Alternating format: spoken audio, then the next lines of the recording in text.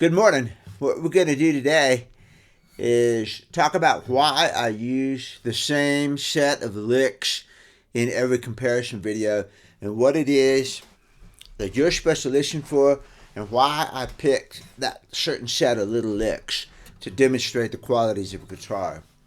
The first thing, the reason I do the same things over and over and over is so that you can go back among older videos and you can listen to them and sort of compare how today's guitar might sound to one in the past. So I try to keep my mic system as consistent as I can. Mic system as consistent. Boy, that rhymes, doesn't it? So, the chair's in the same place, the mic chair. I never touch the manual recording level. So I try to make it as consistent as I can. It's impossible to do. But even so, there are things that you can listen for in the comparisons that I think are independent of volume. And that's one of the reasons why I use the same set of chord patterns and the same set of licks in every video. And then if I feel inspired by the guitar, then I'll go and play a tune so that you can hear it, in practice in real life. And I don't play the same tune. I play some of the same tunes, a lot of the same tunes sometimes. But they're not always the same. They're different. They're what I think that guitar is really good at. So first thing we're going to do, I got way too many guitars out here. And I'm going to demonstrate some of the differences that I listen for in a guitar and what I might do with those differences. Because like I've said before, I'm not going to play every guitar exactly the same. I'm going to listen to the guitar and I'm going to try to play to what I think that guitar's strengths are. Some people try to mold the guitar to themselves. They say, I need this guitar for my style. And I'm not like that. I'm more of a chameleon. I listen to the guitar, see what the strengths of that guitar are, and then I try to play to those strengths. Now, I do want a guitar to respond a certain way. So we'll get in that as we go on. So this is D28 that was in video recently. I'm just going to start with this, and I'm going to show you some of the differences between this one and, say, the D2841 Authentic over here, which is a fairly radical, different guitar. But let's get started on this. Let's see. I haven't tuned everybody up, so I might be out of tune a little bit here and there, but that's okay. That's not what we're listening for here. So first thing I always start off with is just that G rhythm.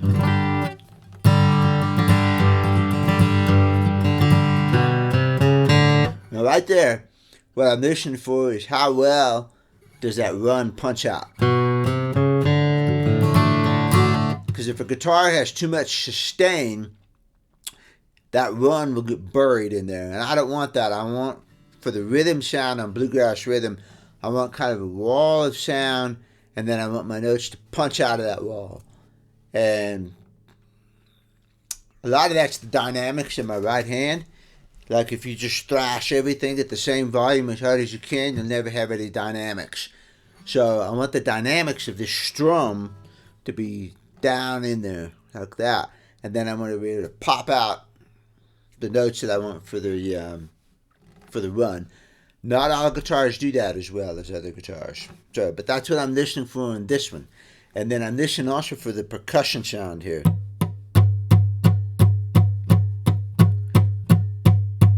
That drum-like sound is a very important part of bluegrass rhythm.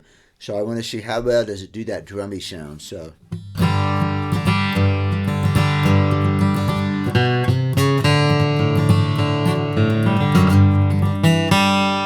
And obviously I want to see how good the G run is, you see?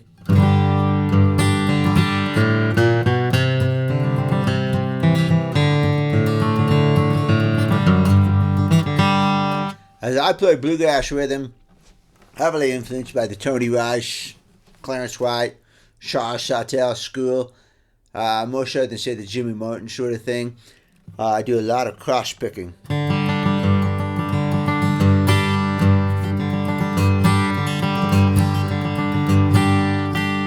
And I want to know how well that cross-picking comes out of there.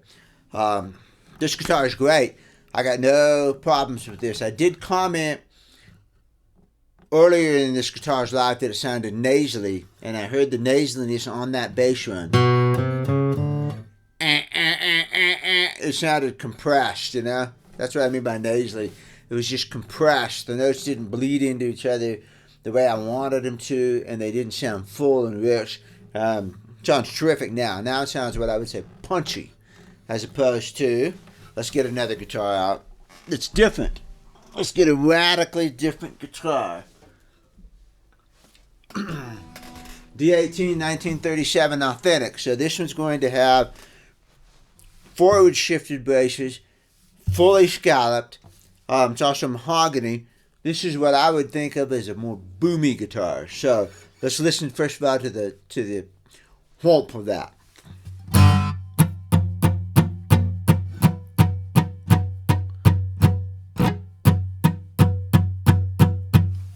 As opposed to this one. Let's put you over here.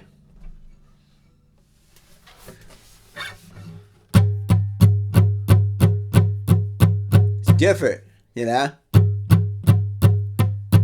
It's not as woofy to me. It's more of a tighter sound. As opposed to this one again. More of a drum. You could also hear that by doing that kind of thing, tapping on. What I hear here, I don't know if the mic even picks it up.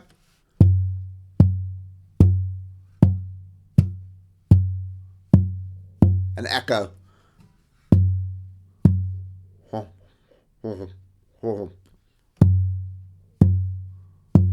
And also the feel of the guitar is important to me too. This 37, the whole guitar is woofing on me. The whole guitar is moving. I can feel it against my ribs. I can feel the top moving differently in my right hand. So here's this one doing that.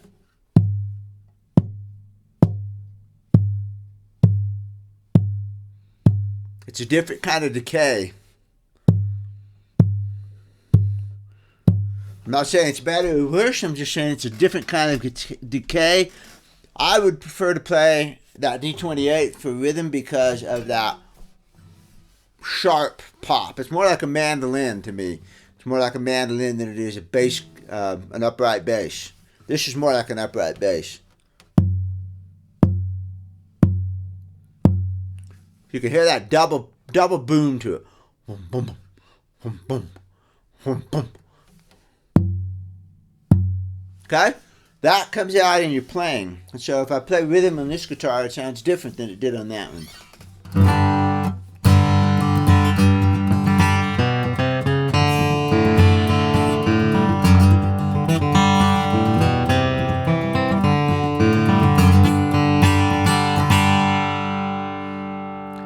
This one to me would be great. It'd be, you know, these are all great guitars. We're just really splitting hairs here.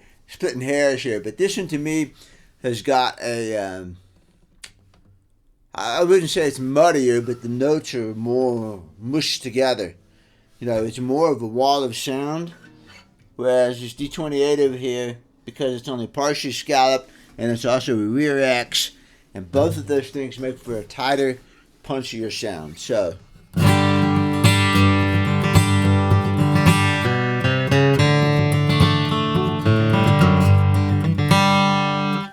to me, when I'm sitting here playing it, the mid-range is so much stronger in this guitar, and it's got points of articulation. Whereas the 37 here, which is typical to me of forward shifted, fully scalloped guitars, blends more. So everybody likes a different thing, but I like the punchiness I get out of this. And like I said, I would play that 37 differently. So in the same vein, here's the 39 D18 Age Authentic. So same woods as that guitar, but now we're listening at the difference in the X location. This is fully scalloped, but the X is more forward. It's going to have a different sort of percussion sound to it. See, it doesn't have that double woof. This one's just going boom.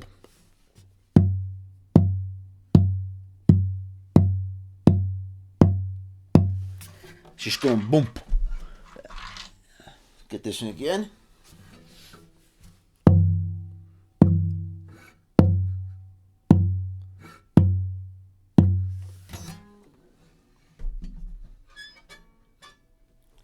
This is fun.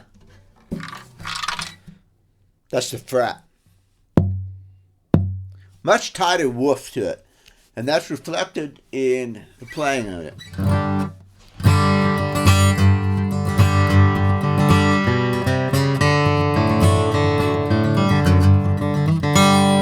This guitar immediately sounds much more like that D28. I'm getting the sort of response out of it that I got out of that D28. And that, to me, is the effect of the rear X more than anything. I mean, that's the effect of the rear X, because this one has a rear X, but it's fully scalloped. This is completely different woods. You know, red spruce, mahogany. That one's that one's probably Engelmann, Indian rosewood. I mean, just completely different wood. But when I hear that tight punch, that to me is what I hear out of a rear shifted X. Let's get this 41 here. So this is a D28 41 authentic, and it is rear shifted. The X is back here. Everything's fully scalloped, red spruce top, Madagascar rosewood. So this is somewhere in between the 70s and the D18. So listen to the pop on this one.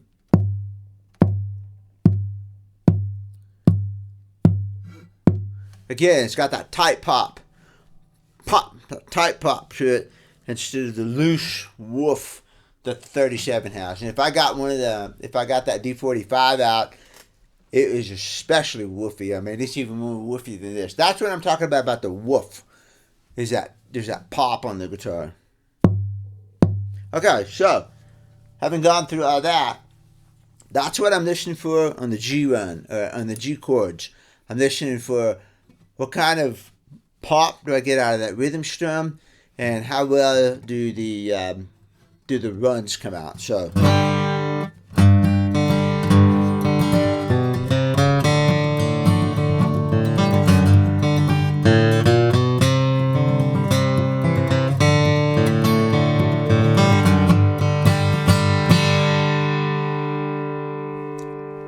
Nice. I mean, this guitar is tight. You know what I mean? It's tight. It's focused. That's a function of that expiration more than anything, because we've heard all three of these rear shifted X's, rear X guitars. All three of them have that tight punch to it. I like that better because I am more of a lead flat picker, and I know from experience that a tighter guitar sound punches through better than one that's a big woofy overall sound. I've had a tremendous guitar one time. It was a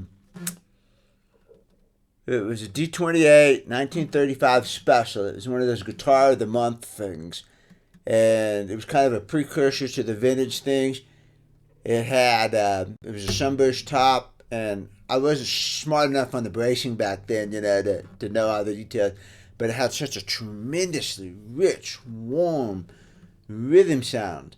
Just, gosh, it was a rhythm guitar. And you could not hear the leads on that thing for nothing. I'd play a break, and it was just gone because it had no punch at all. It was just a wall of warm sound with no definition. So, and then I started getting into 50s and 60s, especially 50s, even 40s. And those things are so tight, especially 50s, so tight and punchy, and by themselves, they don't sound very good. They sound nasally. But you put that thing in a band and behind a microphone, and it's like, that's a guitar that you're going to hear. And I know that because I worked on a friend of mine who's a real good mandolin player, Steve Smith. He has a 60s or 50s, I don't remember which.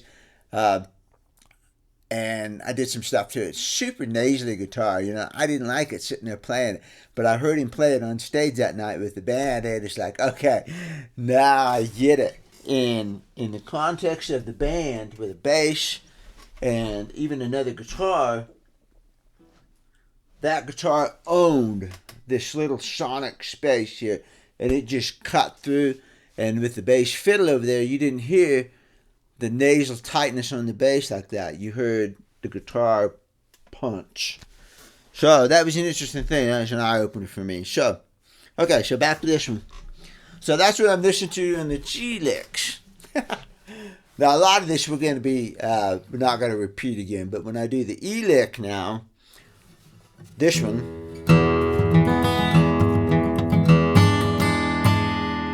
what I'm listening for there is the bass, that low E. How good is that low E? And again, in the context of the chord, does the E pop out or does it get lost into the mush of the E chord? Because the E chord is a different sort of animal than this G chord here.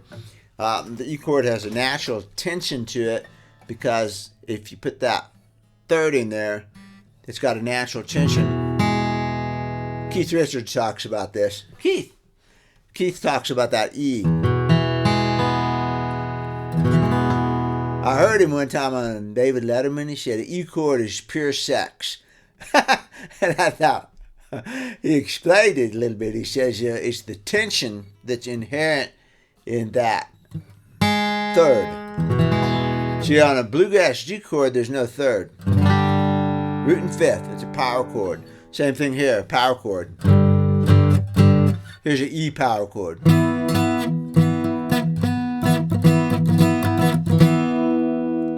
And there's no tension in it. Tension. Okay? So what I'm listening for is how well the low E comes out. And then I'm listening for that chord. And then when I put the seventh in here, how well does that seventh come out? Out of the low notes in that chord, does that seventh come out when I ask for it to? And the same thing when I go to the A chord on that little lick. And I do that brush. How well do those notes define themselves out? And how well does that seventh come out? So,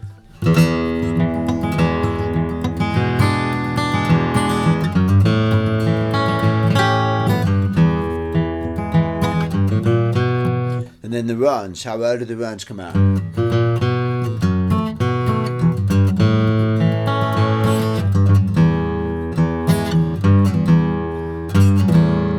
You know, I want that. And this is not a blues guitar, but I am playing E. And I know some of the early bluegrass guys would play E chord like this instead of putting a capo on and doing D. But to me, when I play, it's really hard to not play bluesy licks out of E. That E position just demands bluesy licks, you know. And I'm even automatically doing a little bend on it. So what I'm listening for again is how well do those individual notes pop out, and I'm doing more of an extreme here. I'm doing the notes on the low E, and I'm doing notes up on the high, whereas on the G, I just pretty much kind of confined myself to runs up on the top two strings. I didn't worry too much about what was going on in the treble, except for the woof, you know, the punch on that thing. I'm not doing punch on the E as much, although that tap response is going to come out into this sum. So.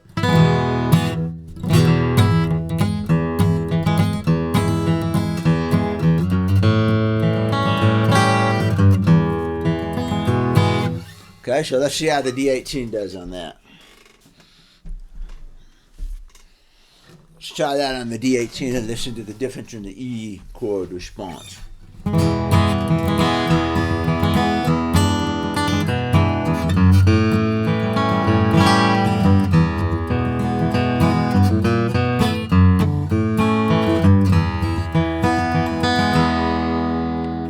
Once again, I feel like the forward shifted bracing gives a mushier, bigger, broader, less defined sound. I didn't hear that A pop out like I did on the D28 with the rear shift X. It's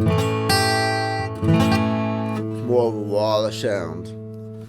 Bass is good, you know. I mean, we know the bass is going to be good because that's what the forward X does.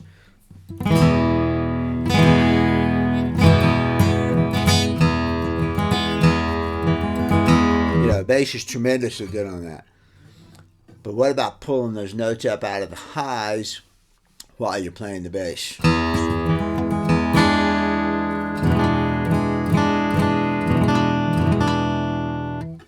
It's blended in there, you know? It's like putting the caramel in the batter and then you blend it. You can taste the caramel, but you can't sink your teeth into a piece of it. Like if you didn't blend it, if you put your caramel on your ice cream and didn't blend it, you can actually put your teeth on a piece of that caramel and you get a solid piece of caramel. As opposed to where if you hit the blender on the thing, you can taste the caramel in there, but you can't get your teeth in it. And so that's what I feel about this, is I can't quite get my teeth on that, but it's in there. Okay? So that's just what I'm listening for on those things, and why I play that chord like that. I want that seventh to have a chance to pop out. Or maybe I want it to blend in. Maybe I don't want it to pop out. You know, maybe it needs to be in the mix. Because there's nothing wrong with the caramel swirled up in the mix where you taste it, you know. It's more consistent that way. You know, you have caramel flavor throughout the whole thing, as opposed to when you just swirl the caramel on top of your ice cream. You don't get caramel on every bite. You gotta reach for it. So, you know, there's different schools here as to which one you're going to want. But knowing that, I'm going to play differently. I might not reach for that. I might want that to blend into the chord. So here's the 39, rear X. Let's see what that low E stuff sounds like on this one.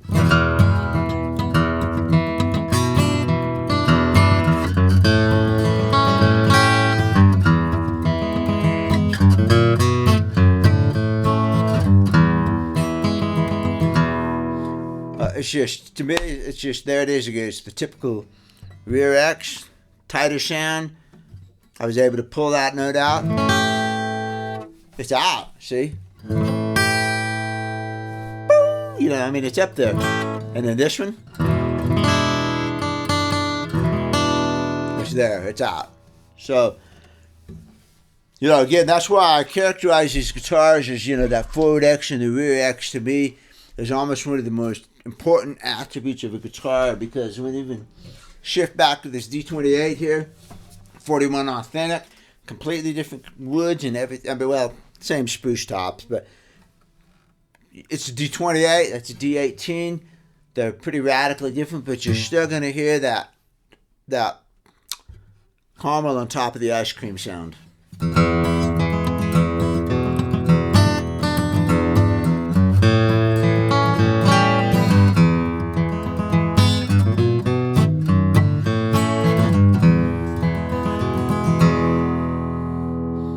Okay? I still hear that as a player. I hear a little bit more articulation. And I mean, this is a small thing. You know, it's not, like I said before, all of these guitars are fantastic. I could, any one of these four guitars could be my only guitar. And the only thing I would do is play just a little bit differently, maybe, you know. I would change what I asked out of the guitar. That would change just a little bit. I'm getting my light out of the way here. Okay, so, all right, the swing chords.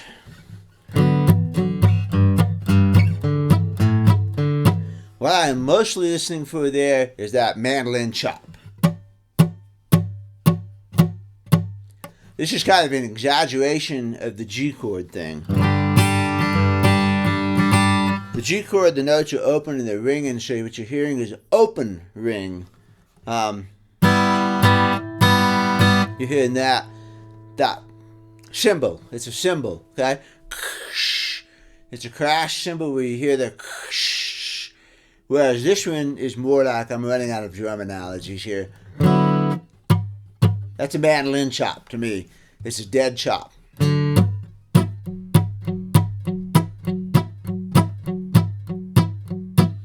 You know, I'm listening for the mandolin chop.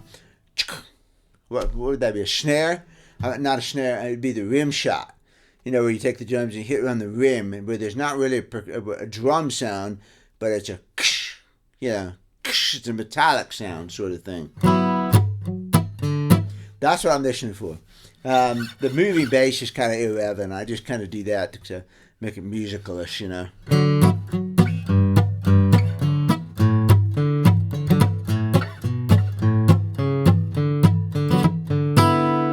And then I do the 7th at the end. Again, can I pull the 7th out of that mix? So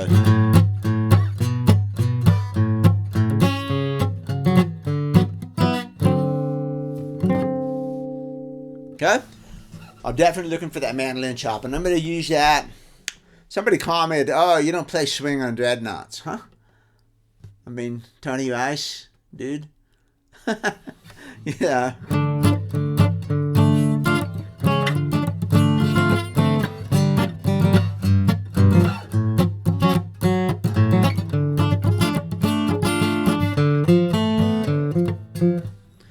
Of course, you play music. You know, when I go to a gig, I used to play a gig at a restaurant, and it was an open mic sort of thing, 3 hours. Sometimes I'd be the only guy there, and I'd play for 3 hours. And what, I'm not going to play, I only had one guitar with me, so I played everything on that guitar. And it didn't have, you know, I played Irish music. It didn't have to sound authentically Irish. It was just me playing Irish music on a Pro OMD. I wasn't trying to be authentic. I played Jimi Hendrix on it, you know? I mean, you know, you play Voodoo Child on a dreadnought, you're obviously not going to have a wah-wah pedal, and you're not going to have a lead pickup. You're just playing your interpretation of it on that guitar. Go look at the, man, there's a video, what's the guy's name? Marks? And he plays Little Wing on an acoustic guitar. It's phenomenal. Man, that guy really opened my eyes as to, okay, let's adapt Little Wing to an acoustic guitar. And then he plays Hey Joe. He's just a phenomenal, really good guitar player, good singer too. Go look it up. Last name is Marks. I can't remember his first name. Everybody knows who he is, I'm sure. But I was impressed. But the point is, he really used that acoustic guitar to really get effect on that song, and he made that song adapt, and that's what I try to do. So, okay, so swing chords on the 37, they're going to sound different.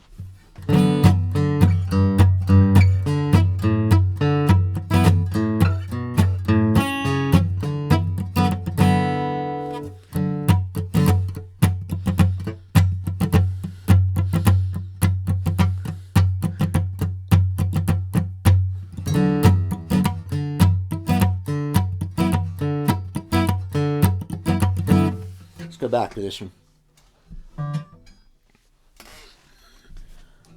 That's one place I might like.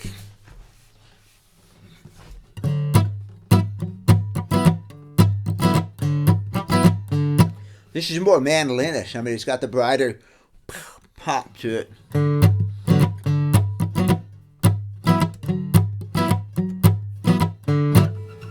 Got that.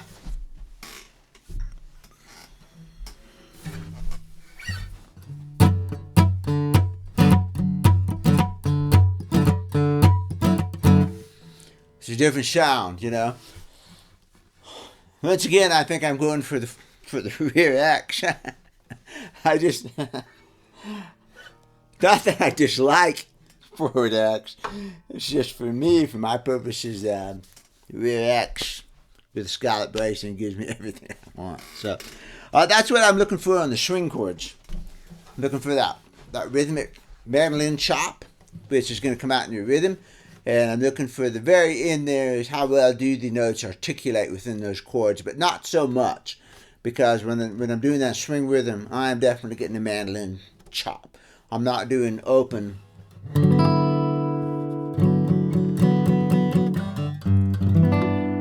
Oh, actually, yeah, gosh.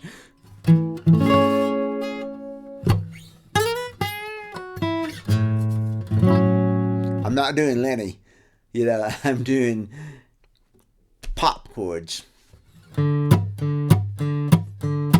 Bob Wills stuff, you know. I'm doing that kind of swing rather than this kind of swing. Is it up here? Do that on the strap.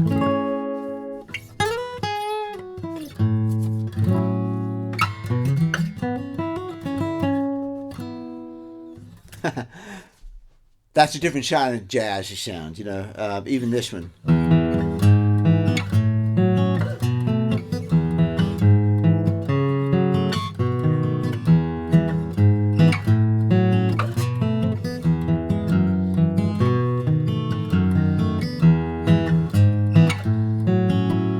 And there I am listening for the chord. It's a softer sort of swing sound. I'm not really sure if that's swing. Okay? But I don't do that because I've already done that and some of the other stuff like this one. After the swing stuff, I do a lick. And the purpose of this lick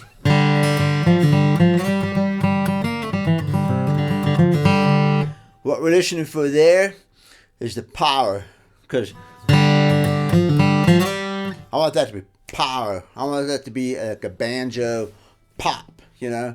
When J.D. Crowe kicks off Blue Ridge Cabin Home. Pop! You know, I want that pop sound out of that. I want the power, and I want to know how well these notes distinguish themselves when I'm just working on the same notes all the time. So,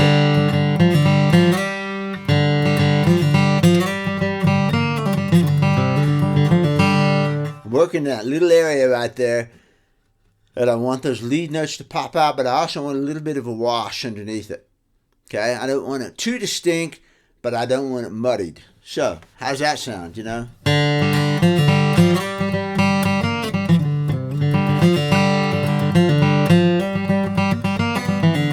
And then here, I want to know how the mid-range feels.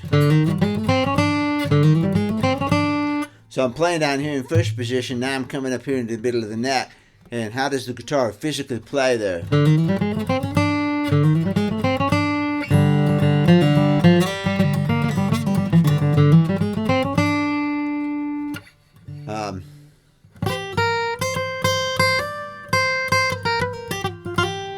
And there's your highs, you know.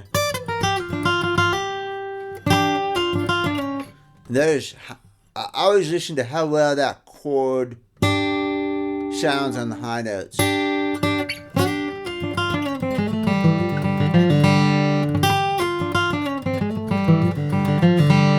I want that note to come out.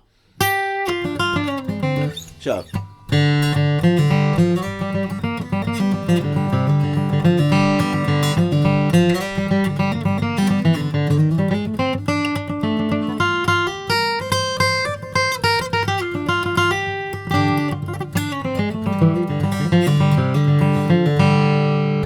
There. See, I did the little drag on the up.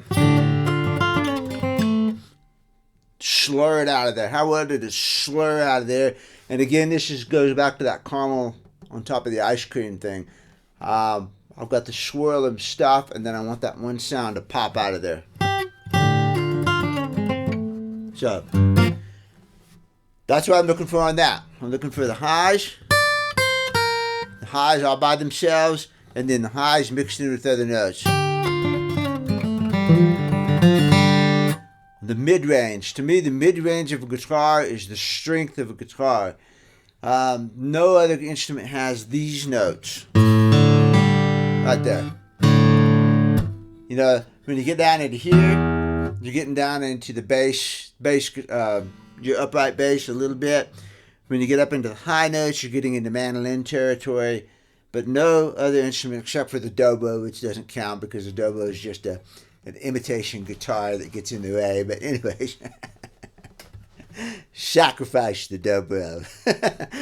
I love dobros. But anyway, the dobro steps on the guitar territory. The guitar territory are these three notes. That mid-range right there. Nothing else has those notes. The banjo doesn't go that low. Banjo's up here. Those are guitar notes. So I want that mid-range. I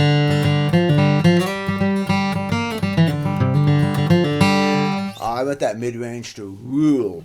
That is the one ring that rules them all. So that's why I do that lick. Let's check the B1837 here.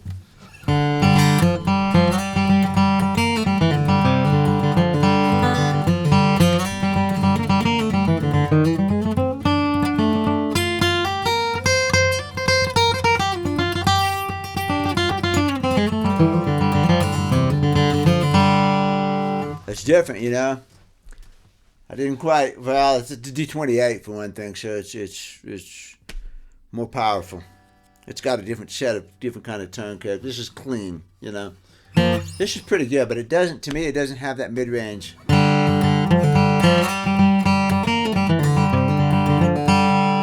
Pretty good, you know. I mean, I'm going to emphasize different things. I'll show you where that 37 really rules for me. We are getting there. I keep slamming it, but that's not the case. This is the 39.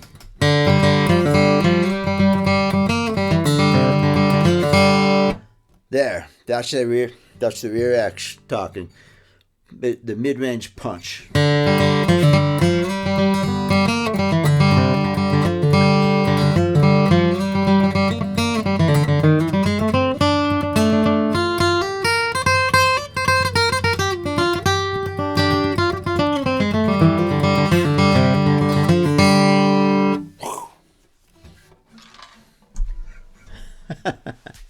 That's a smoking guitar. Okay, so that's what I look for in that lick. It's a mid-range thing with some highs added onto it. I want the highs to jump out in that little brush-up chord, and I just want to see how all those notes sound. You know, I want them to. I want the punch that I want. You know, so all right, the 37. Forward expiration. This is what I feel this guitar and this sort of sound really, really is good at. Is this stuff. And this is why I do this lick, the cross-picking deal.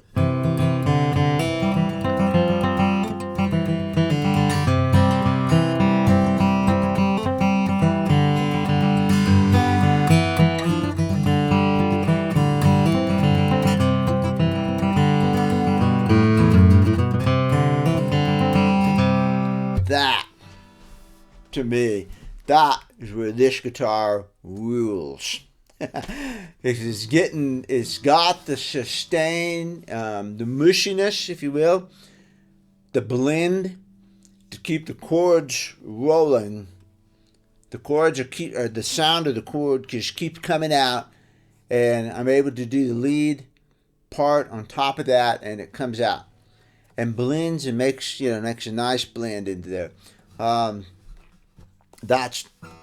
would play so much of that if I was playing a forward X brace guitar exclusively. It's just that sound is so good on this.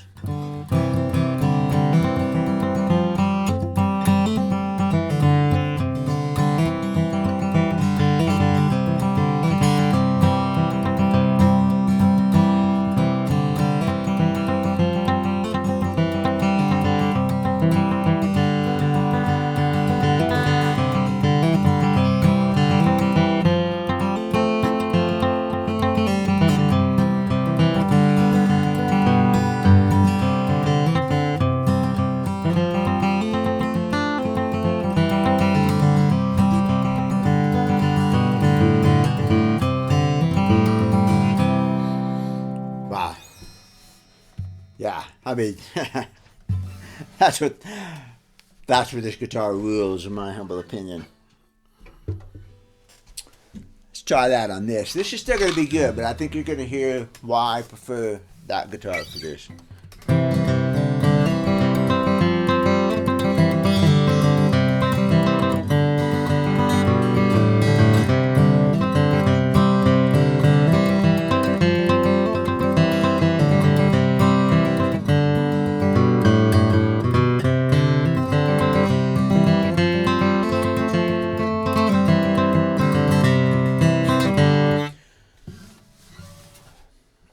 You know, it's good, but to me, the notes are a little bit too forceful.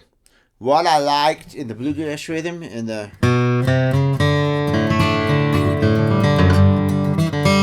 what I liked there is the reason I don't like this one so much for this stuff.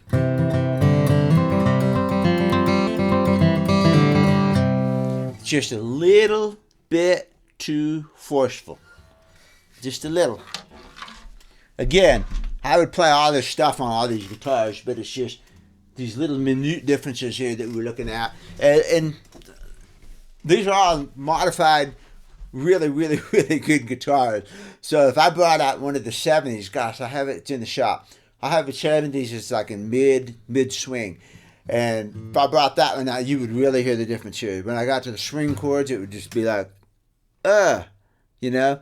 And when I'm playing the G rhythm and thing, it's, it just doesn't pop. All of these guitars are spectacular examples of a Martin D. So we're really splitting hairs on this, but at least when you're listening to the 70s things and that kind of thing, the unmodified ones, that's the thing with, man, that guitar really falls flat right there. Okay? So, the D28, because this should have a little bit more richer sound than the 18.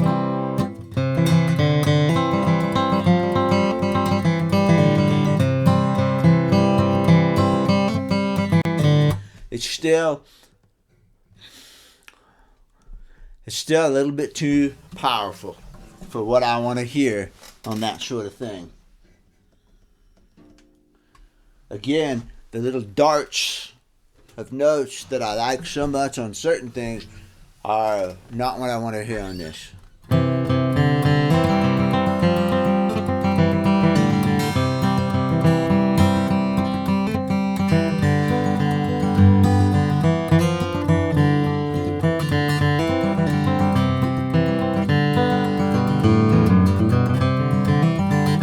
Oh yeah. If this is my only guitar, I would just sit around and play that kind of stuff all day long because it just so absolutely rules at that. For me, you know, you guys might like that punchier sound better, but that's why on that D45, you know, I went into Norman Blake mode because it sounded to me. It reminded me so much of Norman back when he was playing that 12 fret D28 at the Sunbush top. It was just such a big woofy sound. There were certain things that you played on that. It sounded so good on that.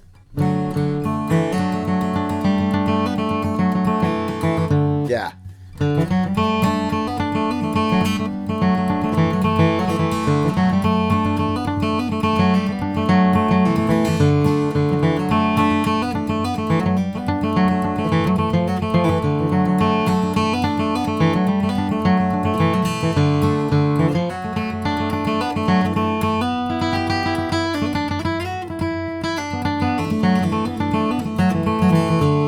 On this guitar, I just have got to keep that right hand moving back and forth, notes, cross picking stuff, make that sound. It's so good on this. You know, that's what I really like it for. So, I think that covers everything. That's the last of the 3 licks that I do. And then just generally on an evaluation video, there's a place where I play a song, at least a tune that I think, you know, this guitar really rocks on. I mean, this is the song that when I play this guitar, I immediately think of, this is the tune I think of. Like on this guitar, it's immediately apparent that when I pick this guitar up, I gravitate immediately towards Crosspicking, Carter Family, that loose, brushy sort of sound here, rather than... you know, rather than Blackberry Blossom. This plays great on that, but I would rather have one of the other guitars for that lead picky stuff. But on this, that's the guitar. So I would then play a sort of tune that I feel fits the instrument. You know, what I think are the strengths of that guitar. So, and then when I play a tune, also, like I've said before, I usually am not playing a tune that I've really practiced a lot. There's a couple times when I do that, but I want to see how the guitar reacts to my mistakes and how forgiving is it. How easy is it for me to think on that guitar? And so, you know, the last video I did, I played...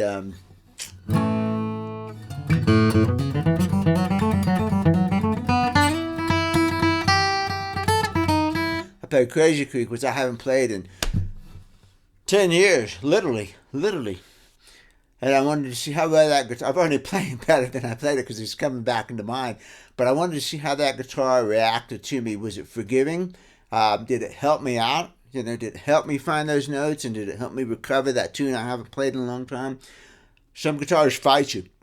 Some guitars are very forgiving. I want my customers' guitars to be very forgiving. I want them to be easy to play. I want them to help them out and not fight them. So there you go. So a lot of times I'll play a tune that I haven't played, I haven't practiced, specifically for that reason, to see if the guitar is going to help me out. And, like if I play something like minor swing,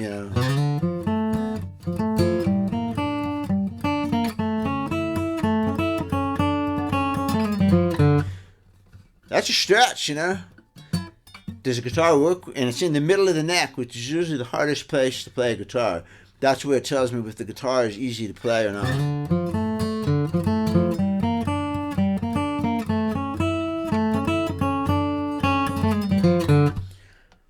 Good. Man, she plays great. I don't have any problem with that, even with the big neck, So that's why I pick the songs that I play at the end. I'm looking for the strengths. I'm looking just for a tune that will showcase what I think are the strengths of that guitar. So, all right. Now you know why I do what I do. And what's my thinking behind this sort of thing as I'm playing the same set of licks all the time, and why I'm picking out a song, and why I'm not prepared, polished, and practiced on some of these songs, Yeah, I can play tunes. I play 9-Pound Hammer almost every time. I know that song so well, inside and out, that I'm not even thinking about it. That's a song that I can just bang out, and I can probably play that on any guitar in the world, no matter how high the action is, because my fingers know exactly what they're going to do. But that's not helpful if you're in a situation where you're trying to improvise, you're trying to come up with something on the spot, and you don't want to fight the guitar. You're trying to let the guitar come out, and you and it play music together, you see. And that's a guitar that's going to work with you instead of against you. So that's why I go to songs that I haven't practiced so much. I want to see if that guitar is going to work with me, or is it going to fight me. And because I am definitely going to take more chances on that guitar, I'm going to play more freely. And to me, that's just the goal, is to be able to play and not play something that you practice 1,000 times, Everybody always is going to play the same sort of licks, that everybody, I don't care who it is, has a set of licks, set of things, set of phrases that they fall back onto because that's their style. But it's how they put those things together and what comes out of it. For instance, I saw Eric Clapton 3 weeks ago. And a lot of people like to rag on Clapton, oh, he's not as good as he was, he's not as good as so-and-so, blah, blah, blah, blah, blah, blah, But when I saw Clapton in concert, like I know, I've listened to 1,000 variations of Layla. And when he played it down there that night, there was stuff I'd never heard. I mean, just his phrasing was different. The guy was playing. He's a player. I could tell, as a player myself, I could tell that he was playing guitar. Now, maybe in the past he's phoned in his performances, and played things he's played. That happens to everybody, Clapton, in particular, had a rough spot, back in there. But now, when I saw him, he was like, this guy can play. And he was playing guitar rather than just going through some performance. I've heard of the bands where they played exactly the same note that they had on the recording. It's like, stay home and listen to the CD, That was not the case here. It was very apparent to me that the band was playing. He would look over at a guy and give him the nod. You know what I mean? And even if they had rehearsed that, it still meant that he was giving that guy the nod. That was interaction within the band. And then sometimes Eric would go, because a couple times he would go, and he would say, I'm taking another break. And I thought, to me, being in the band, I said, that's not necessarily rehearsed, or maybe it's confirmation. Point being, that's playing. That's playing as opposed to a performance that you have practiced and choreographed and you know all your steps, and that's not what I do. In fact, I'm terrible with that. I'm a person that, I come in with a very rough framework of what I'm going to do in this thing, and I'm going to play a high lick, and that's about as far ahead as I thought on the thing, and then my fingers go. And yeah, I blow a couple notes. Maybe it takes me 2 or 3 breaks to get it down, but whatever, that's how it is. So, okay, so that's what I'm looking for on the guitars, okay? I hope that gives you a little bit of the insight as to why I do what I do, what I'm looking for when I do that, and how I play to the guitar, how I let that guitar shine. And so in my disclaimer, for instance, I say that if you're looking for this sound, forget it. I can't give it to you. I cannot give you the sound of a 37 D18 out of the 70s. I can't do it. And if you say, I want this kind of bass and I want it to sound like such and such as guitar, I can't do that. I won't do it. I won't even promise I'll do it. What I have is that guitar in my hand, and I say, what's this guitar really good at? And we push those strings out. Like this one here, this Engelmann here. Right from the very beginning, I was interested in this guitar because the top is different. And I kept thinking, what are the strengths? What are the strengths of this guitar? And I hear a clarity and a sparkle to it that I tried to really blossom and bring out on this guitar in particular. I can't make it into that 41 authentic. That's a different sound. This guitar doesn't have that. Although it's getting pretty good sound, But this guitar is really good at something. That's what I want it to do.